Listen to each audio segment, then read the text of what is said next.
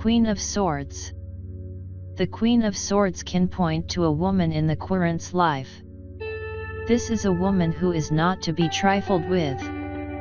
Often she will have dark hair and or eyes. If not a person, she can point to the need for you to be forceful and honest in some situation to get your needs met. You may need to put your foot down. In general, the Queen of Swords can indicate that your instincts are serving you well.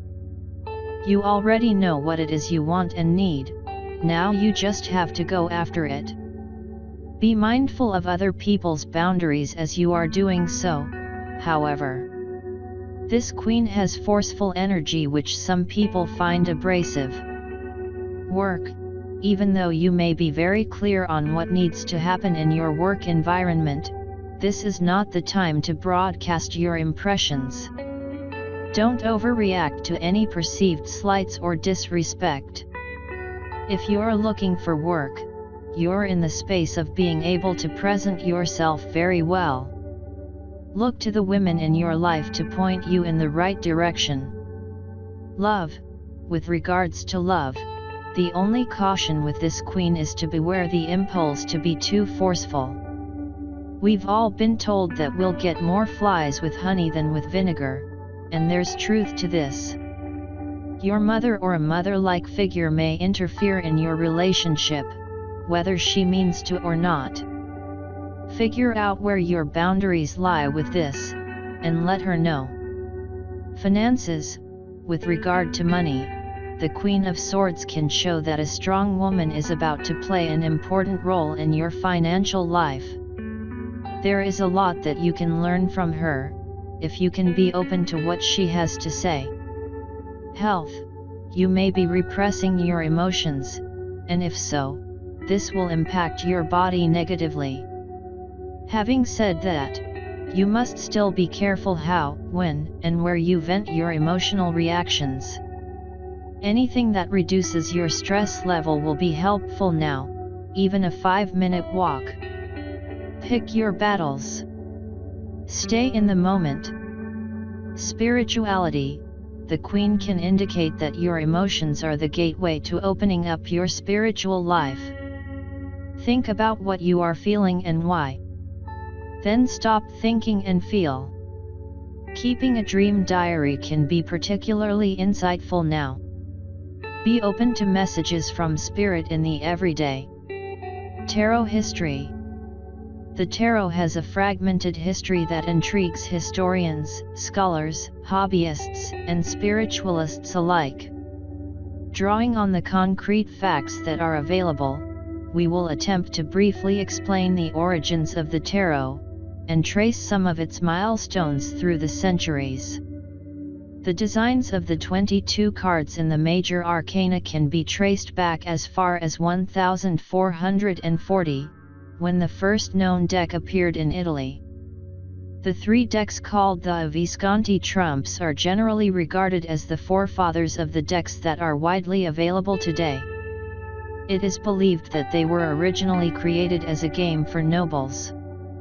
It is not until centuries later that the cards re-emerged, this time as a tool of divination. In the latter half of the 15th century, the card makers in Marseilles, France began to standardize the trumps.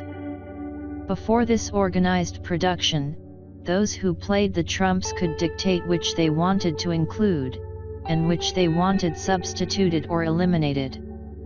Certain cards, Death, the Devil, and the Tower in particular, were considered offensive by the more conservative nobles. These images caused religious leaders to attempt to ban the trumps. The first detailed reference to the trumps of the tarot is in the form of a sermon.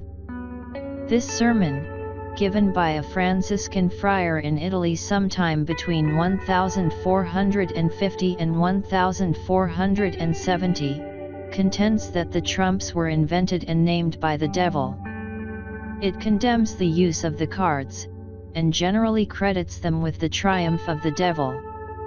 According to the friar, the devil wins through the loss of the souls of those who play what was then, quite probably, nothing more than a simple game. The rebirth of the tarot, and its beginnings a means of divination, are attributed to Antoine Court de Gobelin in 1781. He believed it was Egyptian in origin, and that it contained mystical knowledge that had been purposefully encoded in the symbolism of the trumps. Specifically, he theorized that the cards were the key to lost Egyptian magical wisdom written by Thoth, the Egyptian god of inspired written knowledge. The trumps themselves began to noticeably evolve from this point forward. Changes were thought to have been introduced by the different secret societies who produced the decks. The first account of divination through the use of cards is attributed to cartomancer Jean-Baptiste Alliette, better known as Attila, in 1770. He was the first to publish divinatory meanings for cards, and only 32 cards, plus one, representing the querent, were included in this edition. At this time, only regular playing cards were mentioned. Later, Attila published several works that involved the tarot trumps specifically.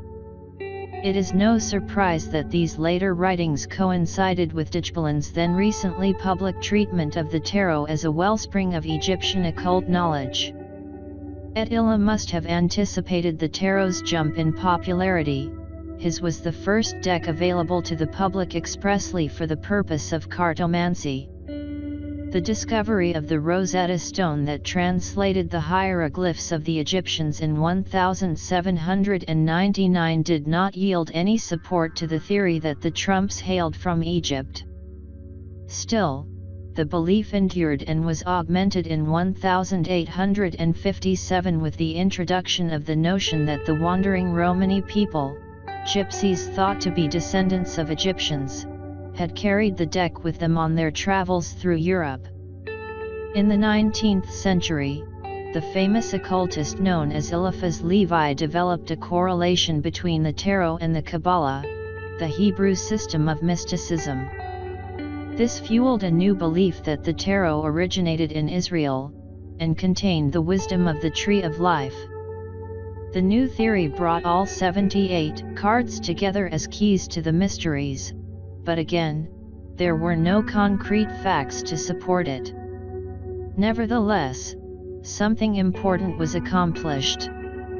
The theory would later serve as proof that the symbolism of the tarot crossed all boundaries. From this point forward, many magical and esoteric groups recognized the tarot as a timeless body of knowledge that had significance in every mystical path. Since that time it has been linked with almost every magical system or religion known to humankind. The tarot is comprised of archetypal images that cross linguistic, cultural, geographical, and temporal barriers.